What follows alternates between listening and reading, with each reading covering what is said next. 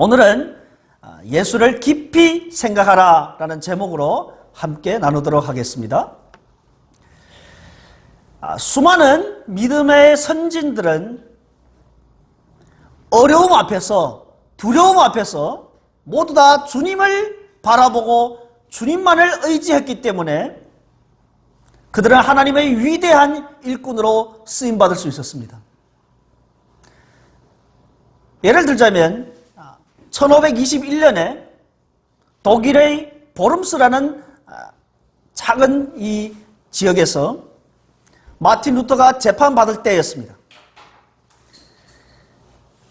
그 재판받을 때 마틴 루터가 쓴 책들을 앞에 쭉 진열해 놓고 이 책들을 철회할 수 있느냐라는 그 로마 교황청의 압박하에서 루터는 담대하게 자신의 입장을 발표하죠. 성경의 증언에 의해서 또는 명백한 논증에 의해서 논박되거나 정죄되지 않는 한 나는 내가 인용한 성경 말씀에 정복당해 있고 나의 양심은 하나님 말씀에 속박당해 있다.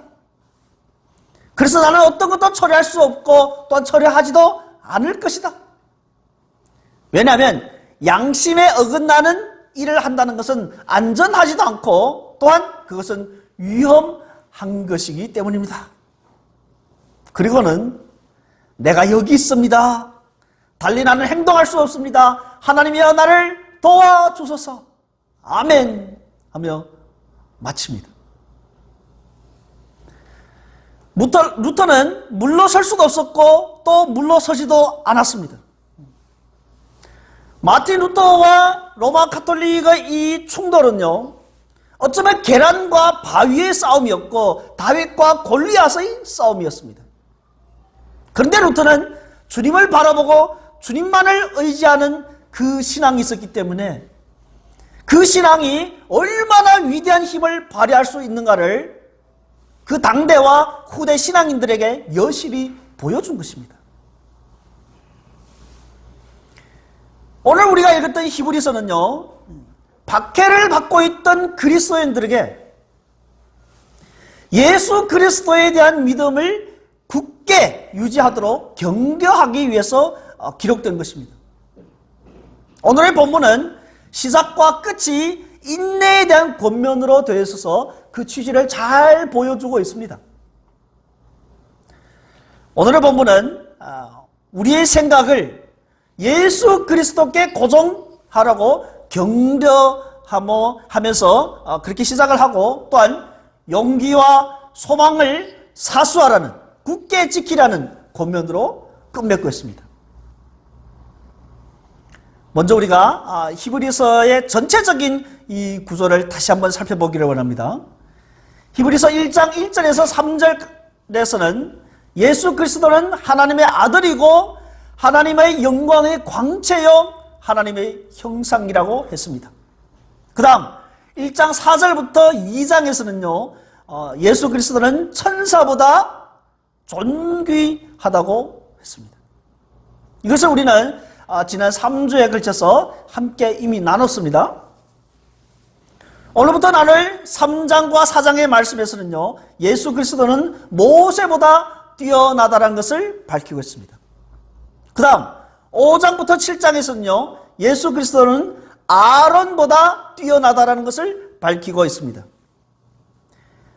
히브리서를 받는 이 편지를 받는 성도들은 예수 그리스도를 떠나서 구약의 제사 제도로 돌아가려고 했기 때문에 그들에게 예수 그리스도는 구약에서의 대제사장이었던 아론보다 더 뛰어나다는 것을 밝히고 있습니다. 그 다음 8장부터 10장에서는요 예수 그리스도는 구약에서 드렸던 그 제사보다 뛰어난 제사를 드렸다고 밝히고 있습니다. 예전의 제사는 짐승들을 반복적으로 잡아서 드리는 이런 상징적인 행위로 죄를 용서받았지만 예수 그리스도는 자신을 드림으로써 자신을 새 언약의 제물로 드림으로써 영원한 속죄를 받으신 것입니다. 그리고 마지막에 11장부터 13장에서는요 예수 그리스도가 가장 뛰어난 분이시기 때문에 예수 그리스도를 끝까지 붙잡으라고 권면을 하는 것입니다. 자, 이렇게 히브리서 전체적인 구조를 바라보면서 이 전체적인 구조 속에서 오늘의 본문이 어느 위치에 있는지를 우리는 알 필요가 있습니다. 오늘의 본문은 우리에게 전하고자 하는 내용이 무엇일까요? 오늘 우리가 읽었던 이 3장 1절에서 6절 말씀, 여기서는 왜 예수 그리스도를 깊이 생각하라고 합니까? 자, 이런 답안을 얻으시기 바랍니다.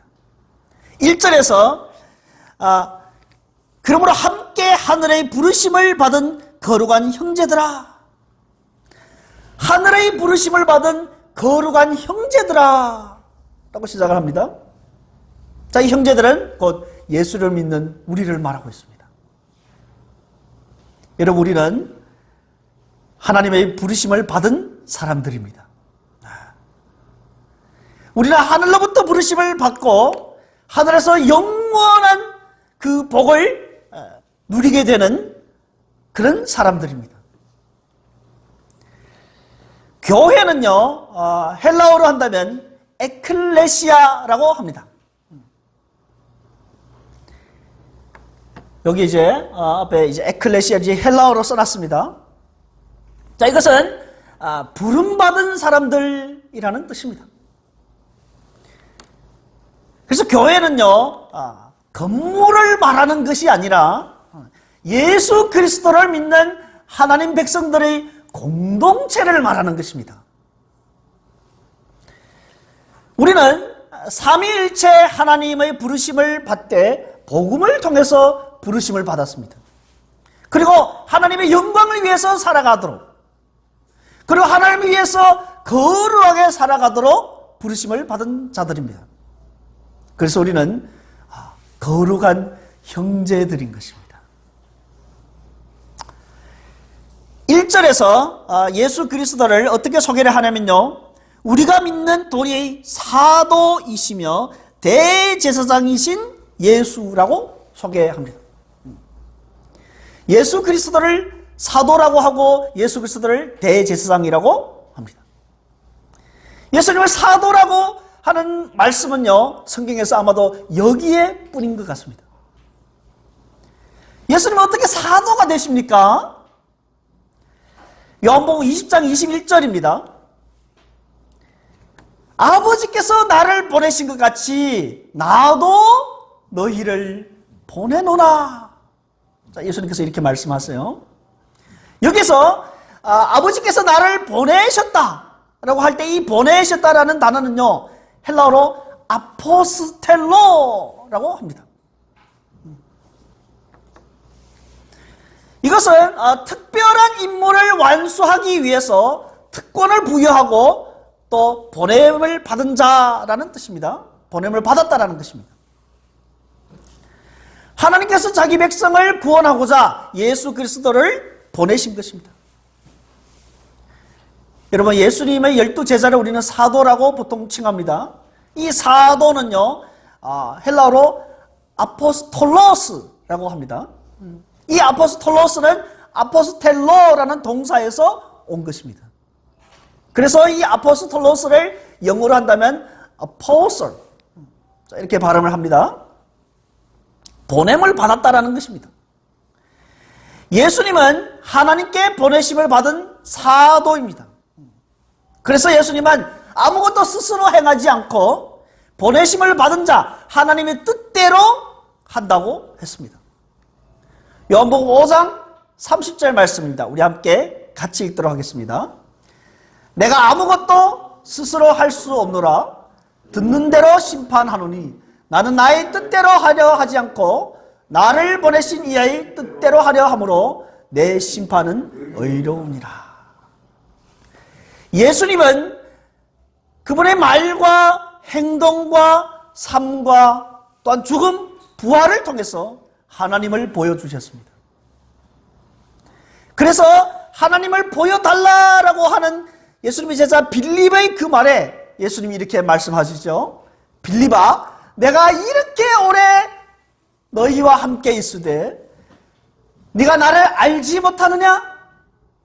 나를 본 자는 아버지를 보았거늘 어찌하여 아버지를 보이라 하느냐? 예수님을 본 것은 곧 하나님을 보았다는 것입니다. 그만큼 예수님이 하나님을 잘 보여주신 것입니다. 오늘 이 시간에 신천지에 대해서 잠깐 얘기를 하고자 합니다. 오랫동안 카톡으로만 주고받았던 자매님이 한 분 계십니다. 최근에는 목사님과 함께 하나님을 알고 싶다고 저를 만나고자 했습니다. 그래서 하나님을 알고 싶다고 하니까 저도 기쁘죠. 그래서 만나게 됐는데 두 번째 만남을 통해서 그분이 신천지라는 것을 알게 되었습니다. 이렇게 말해요. 지금은 약속된 목자를 통해서 이 전달된 계시가 진리이고 약속된 목자를 통해서 안 하나님이 진짜 하나님이라는 것입니다. 그 약속된 목자가 누구예요? 했더니 본인의 입으로는 말하지 않고 약속된 목자가 이만희 맞습니까? 예 하는 거예요. 그들에게 있어서 예수는 수많은 선지자 중에 한 명인 것입니다. 그래서 이제는 예수님이 필요 없는 것이에요. 이제는 약속된 목자 이만희를 통해서 전달받아야 한다고 합니다. 어이가 없죠. 그래서 이 신천지는 기독교를 가장한 이단임에 분명한 것입니다. 그래서 신천지에서 그분들은 신분을 잘 밝히지 않아요. 몰래 가장합니다. 그래서 어디 가서 성경 공부를 하자 이런 식으로 접근을 하게 된다면 거절하십시오. 일단 일반인들은 그분들과 이 논쟁을 해서 이길 수가 없습니다. 너무 잘 훈련이 되어 있기 때문입니다. 일단 거절을 하시고 교회에서 목사님과 함께합니다 라고 하고 저에게 얘기를 해주셔야 됩니다. 우리 조명길 성도님은 그분에 대해서 참 이 지혜로워요. 항상 저에게 물어보잖아요. 그죠? 굉장히 좋은 자세입니다. 이런 것이. 여러분, 우리는 우리가 믿는 것을 분명히 해야 하는 것입니다. 예수님을 통하지 않고 안 하나님은 다 거짓입니다. 어쩌면 그것은 신이 아닙니다. 예수님은 천국의 사도이고 또한 동시에 우리의 대제사장인 것입니다. 사도는 하나님을 우리에게 보여주는 사람이고 대제사장은 하나님 앞에서 사람을 대표해서 사람의 죄를 위해서 하나님 앞에서 제사를 드리는 사람입니다. 예수님은 하늘의 사도이고 또 하나님의 뜻을 우리에게 전달해주고 우리의 대제사장으로서 우리의 죄를 위해서 하나님 앞에 나아가는 사람. 그래서 하나님과 우리를 연결해주는 분입니다. 자, 이 사도와 대제사장의 역할을 다 감당했던 구약의 인물이 모세였습니다. 우리 함께 2절에 보겠습니다. 그는 자기를 세우신 이에게 신실하시기를 모세가 하나님의 온 집에서 한 것과 같이 하셨으니. 모세는 하나님의 사도로서 율법을 통해서 하나님의 뜻을 자기 백성에게, 이스라엘 백성에게 전했습니다. 모세는 자기 백성이 금송아지 우상을 섬겼을 때 제사장으로서 이스라엘 백성들을 위해서 하나님 앞에서 목숨을 걸고 기도한 것입니다. 그래서 모세는 하나님의 사도여 대제사장으로서 하나님 앞에서 신실했습니다. 예수님은 하나님의 사도로서 하나님의 뜻을 온전하게 전해주셨죠. 예수님은 대제사장으로서 자기 백성을 구원하는 이 대제사장직을 완수하셨습니다. 자, 오늘의 본문은 왜 예수님과 모세를 이렇게 대조하고 있을까요? 모세는 어떤 인물이었을까요? 모세는 하나님께서 이스라엘 백성을 위해서 세우신 특별한 지도자였습니다. 모세가 구스 여자를 아내로 취했을 때 그의 형 아론과 미리암이 모세를 비난했습니다. 그런데 그 일로 말미암아서 미리암은 일주일간 문둥병에 걸렸죠. 그래서 그때 하나님이 모세가 어떤 인물이라는 것을 확실하게 보여주셨습니다. 민수기 12장 말씀입니다. 우리 같이 읽도록 하겠습니다. 이르시되 내 말을 들으라. 너희 중에 선지자가 있으면 나 여호와가 환상으로 나를 그에게 알리기도 하고 꿈으로 그와 말하기도 하거니와 내 종 모세와는 그렇지 아니하니 그는 내 온 집에 충성함이라. 그와는 내가 대면하여 명백히 말하고 은밀한 말로 하지 아니하며 그는 또 여호와의 형상을 보거늘 너희가 어찌하여 내 종 모세 비방하기를 두려워하지 아니하느냐. 아멘. 여러분, 모세는 하나님이 대변하여 밝히 말씀하실 정도로 뛰어나신 지도자였습니다. 모세를 통해서 율법이 주어졌고 또한 그 속에는 제사 제도가 있었습니다. 히브리서는 예수를 떠나서 구약의 제사 제도로 돌아가려고 하는 이 백성들에게 경고하는 것입니다. 다시 예수께로 돌아오라. 예수 그리스도와 모세를 대조하는 것은 모세를 통한 제사 제도는 상징에 불과한 것입니다. 그림자에 불과한 것입니다. 그러나 예수 그리스도는 자기 몸을 드렸잖아요. 단번에 드린 것입니다. 그래서 우리의 영원한 속죄를 이루신 것입니다. 그래서 예수님은 모세보다 뛰어나시기 때문에 모세가 정한 그 제사 제도로 돌아가지 말고 예수 그리스도의 복음을 끝까지 견고하게 지키라라는 것입니다. 그래서 오늘 3장 1절에서는 뭐라고 해요? 예수를 깊이 생각하라 라고 말씀하시는 것입니다. 그러면 오늘의 본문에서 예수 그리스도가 예수 그리스도와 모세를 대조하고 있는데 예수 그리스도가 어떤 면에 있어서 모세보다 뛰어나십니까? 그래서 3절에서 말씀해 주고 있습니다. 3절입니다. 그는 모세보다 더욱 영광을 받을 만한 것이 마치 집 지은 자가 그 집보다 더욱 존귀함 같으니라. 모세는 하나님의 백성을 위해서 하나님께 최고로 신실했던 사람이었지만 예수 그리스도와 비교했을 때는 그래도 열등한 것입니다. 집이 집 지은 자보다 못한 것처럼 말입니다. 4절도 같이 보겠습니다. 집마다 지은 이가 있으니 만물을 지으신 이는 하나님이시라. 하나님은 만물이라는 집을 지으셨습니다. 모세는 이 창조된 만물에 포함되어 있지만 예수 그리스도는 만물의 창조자인 것입니다. 그렇기 때문에 예수 그리스도는 모세와 비교도 안 되게 뛰어나신 분인 것입니다. 집은 하나님이 창조하신 만물이기도 하지만 그 아래 6절에 보면요, 6절 마지막을 보면 우리는 그의 집이라 라고 합니다. 우리는 하나님의 집이라는 것입니다. 구약시대에 하나님의 집, 하나님의 백성은 이스라엘이었습니다. 이스라엘은 하나님의 집이었습니다. 이스라엘 백성은 400년 동안 애굽에서 노예 생활을 하다가 이제 한 민족이 되어서 모세가 애굽에서 그들을 인도하여 냈습니다. 그들은 10가지 재앙을 통과했고 또한 홍해를 갈라서 이 애굽을 출애굽하는 그러한 것을 경험하게 되었습니다.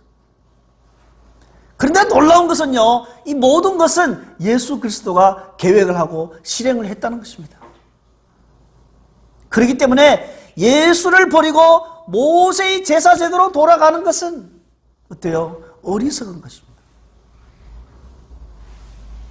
예수님은 하나님 뜻에 온전하게 순종하는 그 고난의 삶과 십자가의 죽음을 통해서 그 집을 지으신 것입니다.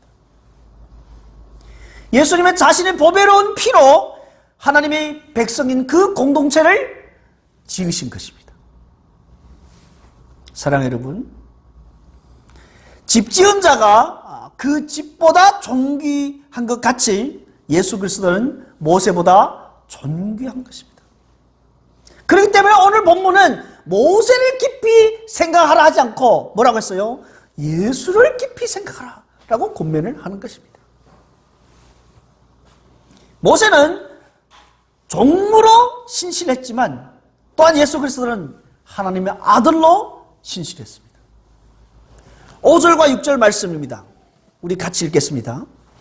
또한 모세는 장래에 말할 것을 증언하기 위하여 하나님의 온 집에서 종으로서 신실하였고 그리스도는 하나님의 집을 맡은 아들로서 그와 같이 하셨으니 우리가 소망의 확신과 자랑을 끝까지 굳게 잡고 있으면 우리는 그의 집이라. 아멘. 모세오경, 모세가 쓴 창세기부터 신명기까지 5권을 우리는 모세오경이라고 하는데요. 여기에서는 결국은 하나님의 아들 예수 그리스도에 대해서 증언하고 있습니다. 예수님이 안식일 날에 병자를 고치는 것을 이 바리새인들은 아니껍게 생각했어요. 모세의 율법을 어겼다고. 그래서 예수님과 바리새인들이 마찰이 생기게 되었습니다. 이에 대해서 예수님이 이렇게 말씀하십니다.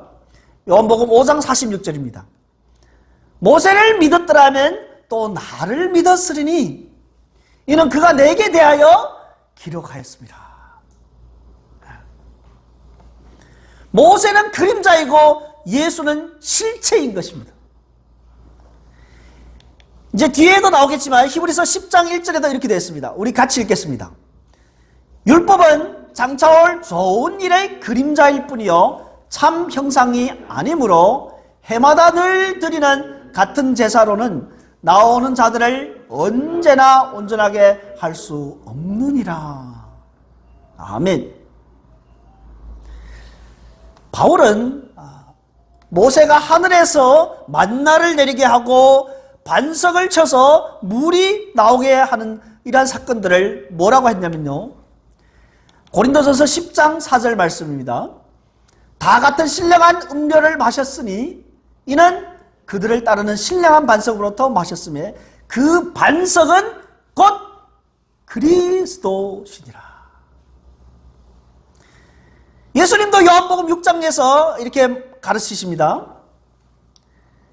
내가 진실로 진실로 너희에게 이르노니 모세가 너희에게 하늘로부터 떡을 준 것이 아니라 내 아버지께서 너희에게 하늘로부터 참떡을 주시나니 하나님의 떡은 하늘에서 내려 세상에 생명을 주는 것이니라. 그리고 아래 이런 생명의 떡을 우리에게도 주세요 라고 했더니 예수님 뭐라고 하시냐면 35절에서 예수께서 이르시되 나는 생명의 떡이니 내게 나오는 자는 결코 줄이지 아니할 터이요 나를 믿는 자는 영원히 목마르지 아니하리라. 내가 생명의 떡이라 라고 하는 것입니다. 모세는 오실 그 메시아 예수 그리스도에 대한 그 그림자를 희미하게나마 이스라엘 백성들에게 전했는데 이것들은요 예수 그리스도가 이 땅에 오심으로 말미암아서 모든 것이 다 이루어졌습니다. 그래서 예수님은 산상보훈에서 이렇게 말씀하시죠. 마태복음 5장 17절에서 내가 율법이나 선지자를 폐하러 온 줄로 생각하지 말라. 폐하러 온 것이 아니요 완전하게 하려 함이라.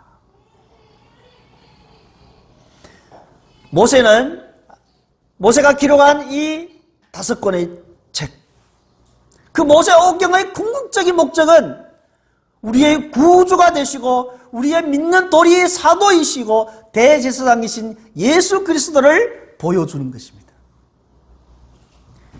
모세 율법의 제사는 예수 그리스도의 그 온전한 제사의 그림자일 뿐인 것입니다. 모세는 그림자 제사를 지냈지만 예수님은 자신을 드린 것입니다.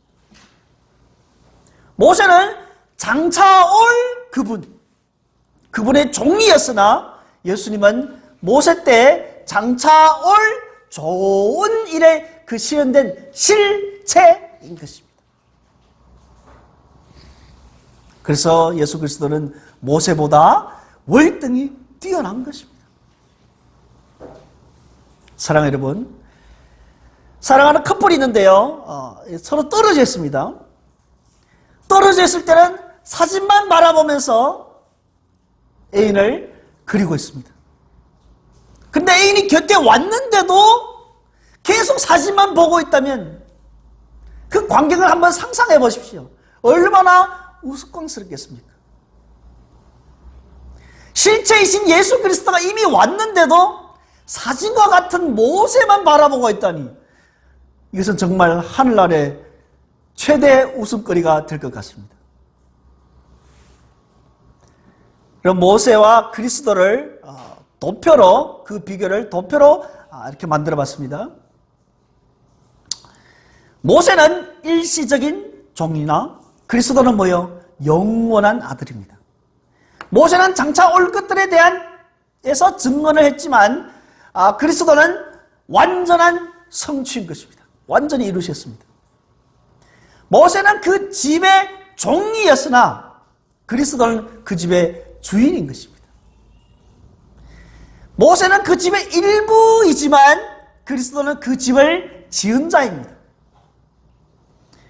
모세는 하나님을 사랑하는 자였으나 그리스도는 하나님이셨습니다. 이 도표를 보면 그리스도가 모세보다 월등히 뛰어나다라는 것을 한눈으로 우리는 알 수 있습니다. 그렇기 때문에 그 실체이신 예수 그리스도를 깊이 생각하라고 권면하는 것입니다.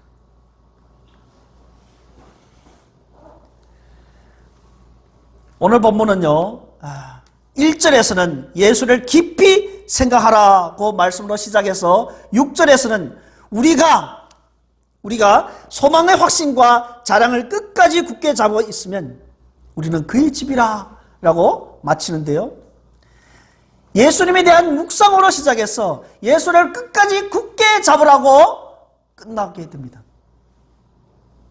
소망의 확신과 자랑은 예수 그리스도에 대한 믿음인 것입니다. 여기에서 굳게 잡다, 이것을 견인이라고 하는데요, 굳게 참고 견딘다라는 뜻입니다. 히브리서는 예수 그리스도에 대한 믿음을 끝까지 견고히 붙잡으라, 이것을 끊임없이 강조하고 있습니다. 예수 그리스도께서 이루신 이같이 큰 구원, 여기에서 떠나지 말고 견고히 굳게 잡으세요 라고 권면을 하는 것입니다. 이것을 우리는 성도의 견인이라고 합니다. 우리 성도의 견인을 마치 견인차가 와서 끌어가는 것, 하나님이 우리의 손잡고 끌고 가는, 그래서 우리는 억지로 끌려가는, 이렇게 이해를 하시면 안 됩니다. 우리가 소망의 확신과 자랑을 끝까지 굳게 잡으면 우리는 그의 집이라. 우리가 하나님이 지으신 집이기 때문에 이 믿음 가운데서 굳게 서라고 하는 것입니다. 자, 여기서 이 굳게 서는 믿음은 어디에서 올까요? 바로 믿는 도리 사도시며 대제사장이신 예수를 바라보는 데서 오는 것입니다. 전쟁터에서 병사들은 휘날리는 그 깃발을 바라보면서 마음으로 경련을 얻고, 야, 승리가 우리 눈앞에 와 있구나 라고 확신하게 됩니다. 지휘관들은 그 병사들과 그저 함께 있는 것만으로, 단지 병사들이 자신의 지휘관에게 시선을 고정하는 것만으로도 용기를 얻곤 합니다. 그렇다면 그리스도인에게는요, 복음이 그런 깃발과 같은 역할을 하는 것입니다. 왜냐하면 복음에는 하나님의 약속이 담겨져 있기 때문입니다. 로마서 8장 38절과 39절 말씀입니다. 같이 읽겠습니다. 내가 확신하노니 사망이나 생명이나 천사들이나 권세자들이나 현재일이나 장래일이나 능력이나 높음이나 깊음이나 다른 어떤 피조물이라도 우리를 우리 주 그리스도 예수 안에 있는 하나님의 사랑에서 끊을 수 없으리라. 할렐루야. 우리도 예수 그리스도에게 시선을 고정했을 때, 우리 믿음의 눈으로 바라봤을 때, 바로 전쟁터에서 이 병사들이 깃발을 바라보는 것, 지휘관을 바라보는 것과 같은 것입니다. 우리의 믿음은요, 그리스도를 바라봐야 하는 것입니다. 한때는 가시관을 쓰셨지만 지금은 하늘의 면류관을 쓰신 그 예수를 깊이 생각하셔야 됩니다. 기독교 역사에서 첫 번째로 순교자 스데반이 예수 그리스도의 복음을 전했을 때 돌아오는 것은 돌멩이였습니다. 돌에 맞아서 죽어가고 있을 때 스데반은 성령에 충만했습니다. 하늘을 주목했습니다. 하나님의 영광과 그 보좌 옆에 예수 그리스도가 앉아있는 것을 보았습니다. 그럴 때 스데반은 용기를 잃지 않았고 구원의 소망을 가지고 또한 심지어 자신을 향해서 돌멩이를 던지고 있는 그 자들을 향해서 용서해달라고 하나님께 간청하는 그 아량을 베풀기도 했습니다. 사랑하는 여러분, 예수를 바라봤을 때 이런 놀라운 힘이 생겨나는 것입니다. 스데반과 같이, 마틴 루터와 같이 수많은 믿음의 선진들, 예수 그리스도를 버리고 종교로 돌아가는 것은 마치 다이아몬드를 버리고 흙덩이를 취하는 것과 같은 것입니다. 예수를 끝까지 꾸준하게 잡는 비결은요, 예수를 깊이 생각하는 것입니다. 6절에서 예수를 믿는 것을 우리의 소망의 확신과 자랑이라고 표현했습니다. 여러분, 예수 그리스도는 우리의 소망인 것입니다. 예수 그리스도는 우리의 자랑인 것입니다. 예수 그리스도는 우리 인생 내 모든 문제의 해답인 것입니다. 그래서 예수를 깊이 생각하는 것은 우리에게 짐이 되는 것이 아니라 우리의 소망이고 우리의 자랑거리가 되고 우리의 기쁨이 되는 것입니다. 포도나무 가지가 포도나무에 붙어 있을 때 수액과 영양을 공급받아서 열매를 많이 맺지 않습니까? 우리가 예수를 깊이 생각할 때 그것은 바로 우리가 예수 그리스도와 함께 붙어 있는 것입니다. 그러면 우리도 생명이 자라고 열매를 많이 맺게 되는 것입니다. 그런데요, 예수를 깊이 생각하며 예수에 대한 믿음을 끝까지 견고히 지키는 것은요, 우리의 머리로만 되는 것이 아닙니다. 우리의 시간과 관심과 우리의 재능과 우리의 물질을 투자해야 됩니다. 예비를 통해서 예수님을 만나고 매일매일 큐티 말씀을 통해서 묵상을 하면서 그만큼 주님과 가까이 하고 주님을 더 깊이 묵상하고, 그럼 우리 예수의 생명이 자라게 되고, 그런 신앙이 자라게 되면요, 다윗처럼 고백을 할 수가 있습니다. 다윗은 이렇게 고백을 하죠. 시편 23편에서 내 평생의 선하심과 인자심이 반드시 나를 따르리니 내가 여호와의 집에 영원히 살리로다. 우리가 예수에 대한 신앙이 자라게 되면요, 여호수아처럼 고백을 할 수가 있습니다. 여호수아는 이렇게 고백하죠. 오직 나와 내 집은 여호와를 섬기겠노라. 오직 나와 내 집은 예수 그리스도를 섬기겠노라. 말씀을 맺도록 하겠습니다. 히브리서를 읽고 있는 성도들은요, 무시무시한 핍박과 박해 속에 있는 그 영적인 전쟁터에 노출되어 있습니다.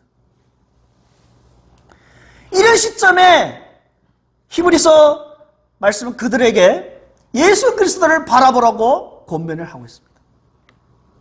그럴 때 용기가 생기고 소망이 있다는 것입니다. 사랑하는 여러분, 1세기 당시에 그때 살아가고 있던 그리스도인들과 비교했을 때 우리의 삶은 어떻습니까? 21세기를 살아가고 있는 우리에게는 이런 무시무시한 핍박과 박해를 받는 영적인 전쟁터가 있을까요? 교회에서는 거룩하게 살고 또 사회 나가면 사회인들과 보조를 맞추어서 그들과 잘 어울리며 잘 살아가고 있다면 그런 박해, 그런 영적인 전쟁터가 없을 것입니다. 그러나 정말로 말씀대로 살고자 몸부림친다면 우리에게도 박해가 있습니다. 핍박이 옵니다.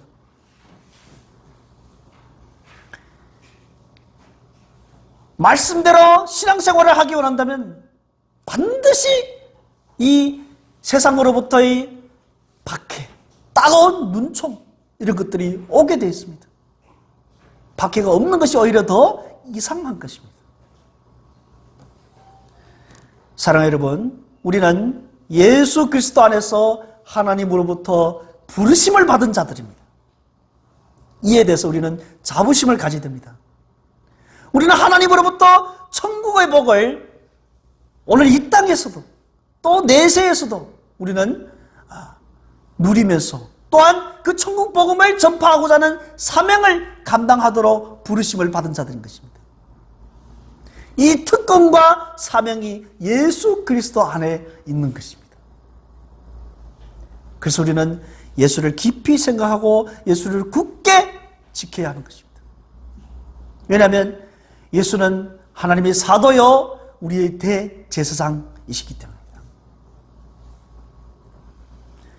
사도 바울이 노년에 자기 일생을 마치고 자기 일생에 대해서 이렇게 평가를 합니다. 디모데후서 4장의 말씀입니다. 나는 선한 싸움을 싸우고 나의 달려갈 길을 마치고 믿음을 지켰으니 이제후로는 나를 위하여 의의 면류관이 예비되었으므로 주 곧 의로우신 재판장이 그날에 내게 주실 것이며 내게만 있는 것이 아니라 주의 나타나심을 사모하는 모든 자에게도. 사랑하는 여러분, 우리도 바울처럼 예수님께 시선을 고정해서 끝까지 선한 싸움을 싸우고 달려갈 길을 마치고 믿음을 지켜서 의의 면류관을 받는 복된 신앙인 되시기를 주님 이름으로 축원드립니다.